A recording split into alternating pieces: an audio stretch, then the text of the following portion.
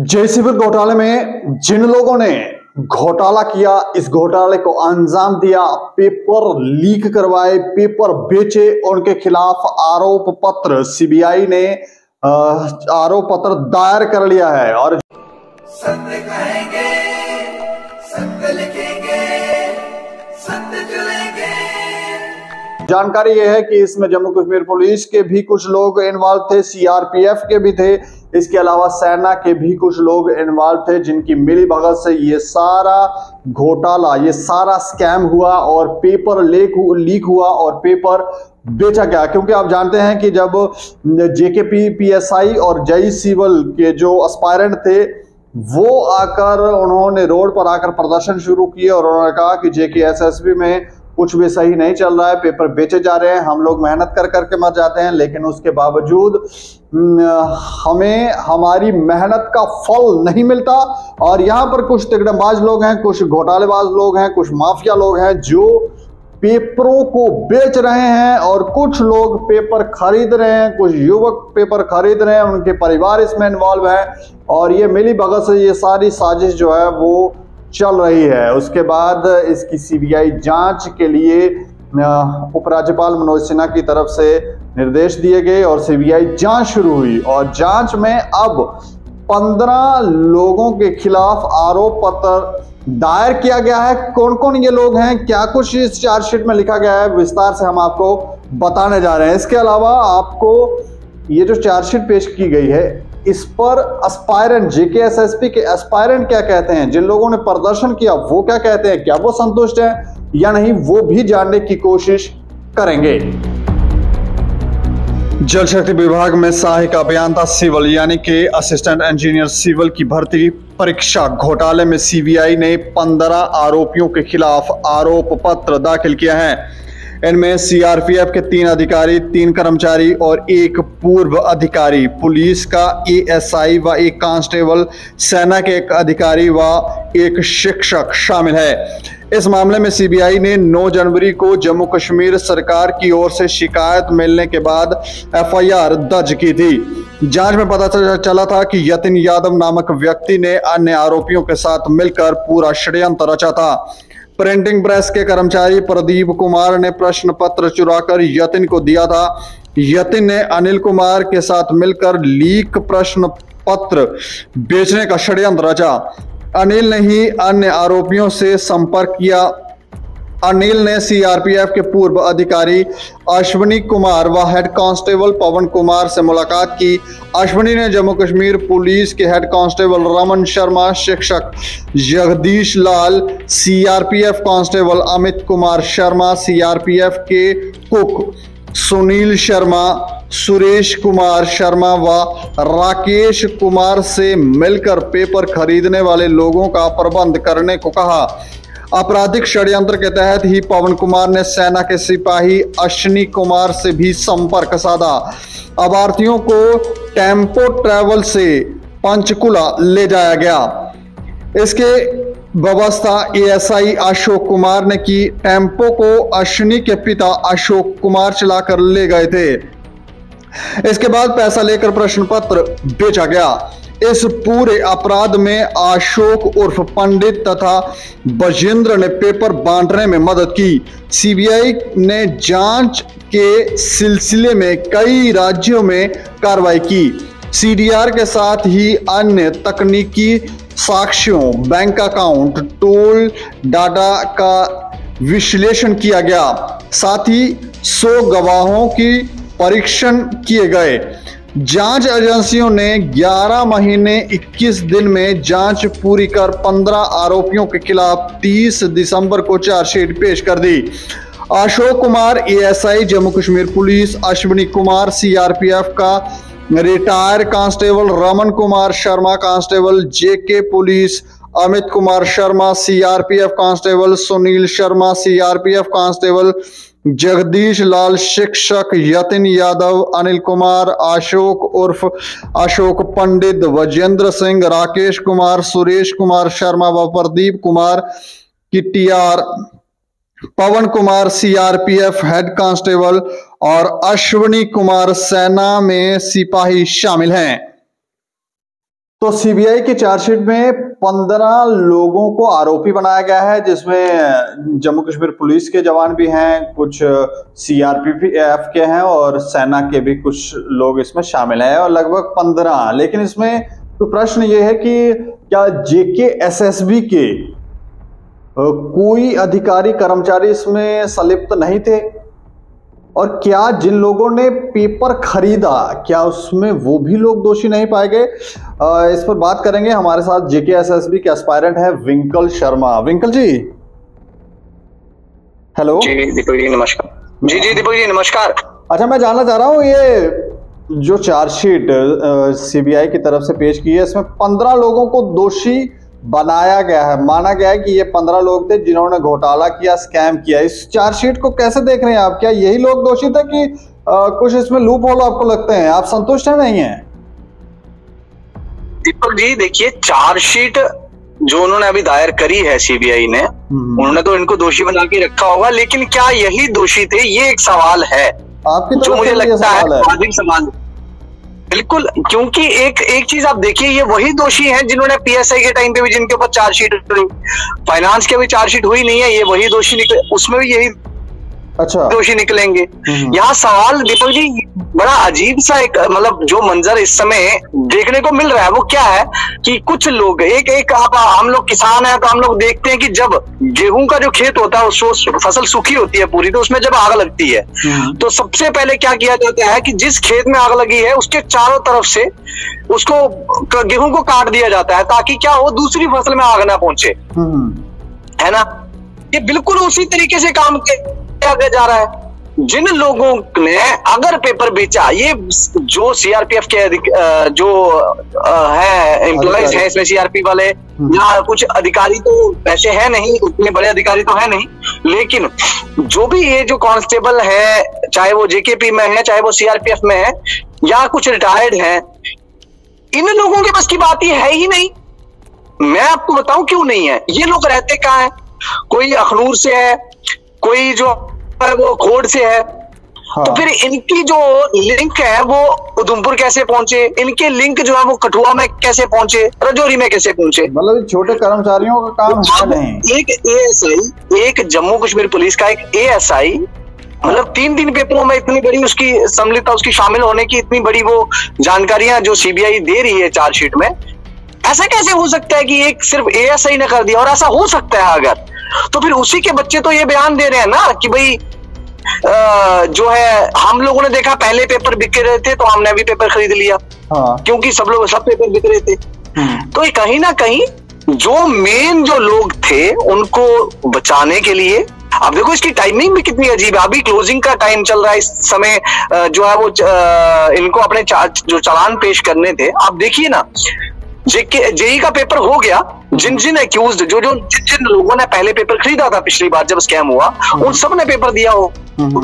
उसमें कई लोग ऐसे हैं जिनका एफआईआर में जिनके पेरेंट्स के नाम थे, जिनके घरों में रेड हुई, वो लोगों ने दोबारा पेपर दिया। कुछ तो सिलेक्ट भी हो गए। सेम यही चीज पीएसआई में मिली ना। तो ये चीज कहीं ना कहीं अपने जो इनके, आपने देखा होगा कैसे रात के अंधेरे में जब इन्होंने क्या किया कि रिजल्ट निकाले, रात के अंधेरे में सुबह होते ही जब रिजल्ट आने थे तो कैसे मुझे उठा के अंदर कर दिया, आपको भी पता है, मामले बनाए। हाँ। जो लोग लड़ रहे थे, जो विस्लर ब्लोअर थे, उनके ऊपर एफआईआर दर्ज करना या उनके ऊपर मामले के झूठे केस बनाने के लिए इनको 30 मिनट या 40 मिनट लगे हैं। हाँ। और जो लोगों ने पेपर खरीदे थे, जिन्होंने बेचे थे, उनको चार्जशीट करने में, उनको डिबार करने में अभी 1.5 साल होने को हो गया है। जो चार्जशीट थी, हाँ, जो मैं पढ़ पा रहा हूँ, इसमें मुझे कोई जेकेएसएसबी का कोई एम्प्लॉय, कोई अधिकारी इसमें नहीं मिलता है, और ना ही जो खरीदने वाले हैं उनके को नाम आ रहे हैं कि वो कौन लोग हैं। ये तो लग रहा है कोई कांस्टेबल है, कोई वैसे कोई छोटे मोटे कर्मचारी हैं। तो इसमें तो कुछ ऐसा जहाँ तो ऐसा था दीपक जी की जेकेएसएसबी किसी कांस्टेबल के घर से चल रही थी या किसी एएसआई के घर से चल रही थी। हाँ। या फिर जो मेन किंगपिन है उनको किसी को डीसी बना दिया गया है, किसी को कुछ बना दिया गया है, तो प्रमोशन दे दी गई है, ऐसा ट्रांसफर दे दी गई है। वैसा सकता है, क्या लग रहा है आपको? देखो छोटी सी बात है, हाँ मैं वही बता रहा हूँ आपको दीपक जी, जो सेट प्रिंट होते हैं, प्रिंटिंग में जब सेट जाते हैं प्रिंट वाले पेपर में, उसमें इस चीज को थोड़ा सा रोकने के लिए, कंट्रोल करने के लिए सेफ्टी मेजर है कि आप जो सेट आप प्रिंट करते हो पेपर के, एक पेपर के अंदर सेट होते हैं 4, लेकिन वो जो 4 हैं उन 4 के भी आगे 2 अलग टाइप के पेपर बनते हैं। उसमें क्वेश्चंस जो होते हैं वो रैंडम किए होते हैं, रैंडमाइजेशन हुआ होता है क्वेश्चन पेपर में। लेकिन जब वो रैंडमाइजेशन होनी होती है उसमें भी पहले दो पेपर बनते हैं। कौन सा सिलेक्ट होगा ये तो कंट्रोलर ऑफ एग्जामिनेशन देखता है, और कंट्रोलर ऑफ एग्जामिनेशन जो जेकेएसएसबी का है, उनके घर पे रेड हुई थी, मटेरियल भी बिल्कुल मिला था, सब कुछ हुआ था, लेकिन वो तो चार्जशीट में नहीं आए। कंपनी वाला जो एंगल था कि ब्लैक लिस्टेड कंपनी, जहां वो सारे हमने देखे, अभी रिपोर्ट आई, सब कुछ हुआ, सब में पता है कि गड़बड़ी ये कर रहे थे, उसके ऊपर कोई एक्शन नहीं हुआ। तो कहीं ना कहीं इनके ऊपर मतलब कोई एक ऐसी तार, चाहे वो वर्तमान जो सत्ता में पार्टी है उसके साथ जुड़े हुए थे कुछ लोगों के कहीं संगठनों में हाथ अच्छा पकड़ थी, और कुछ लोगों के पास वो ना वो एक करेंसी नोट्स पड़े होते हैं बड़े बड़े, जब वो जाते हैं तो कहीं वो सारे फैसले पलट दिए जाते हैं, कुछ लोगों के पास वो भी था। क्योंकि इतना बड़ा स्कैम, इतने ज्यादा लोगों ने पैसे दिए थे, वो कहाँ गए? उसके बाद उन्हीं में से बहुत सारे लोगों ने आगे भी दिए, कंटिन्यू किया जब एपटेक आई। और उसके बाद नतीजा हमने देखा कि जब हम लोग आवाज उठाने लगे तो उल्टे हमारे ऊपर मामले दर्ज होने लग गए। तो मतलब कहने का ये है कि आप भी इस बात से संतुष्ट नहीं है जो चार्जशीट पेश की है, जो अक्यूज्ड इसमें है, वो उससे देखकर आप भी खुश नहीं है?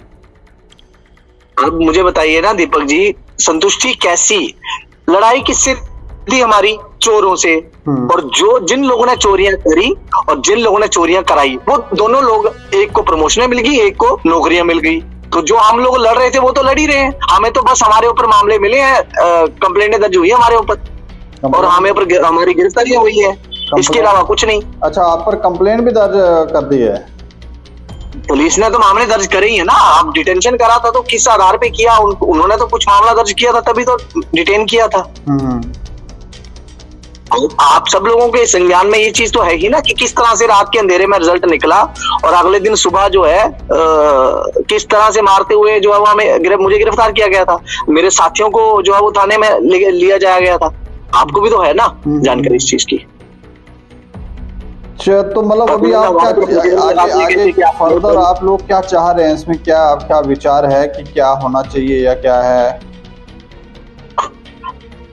जो ये जो जांच है, इसको पता नहीं है एलजी साहब, वैसे तो सीबीआई में उनके पास तो एक अच्छा वो है कि ये हमारे नियंत्रण में नहीं है, लेकिन चूंकि वो एलजी है इसलिए वो सीबीआई से इतनी तो जांच पूछ सकते हैं कि आप कर क्या रहे हैं।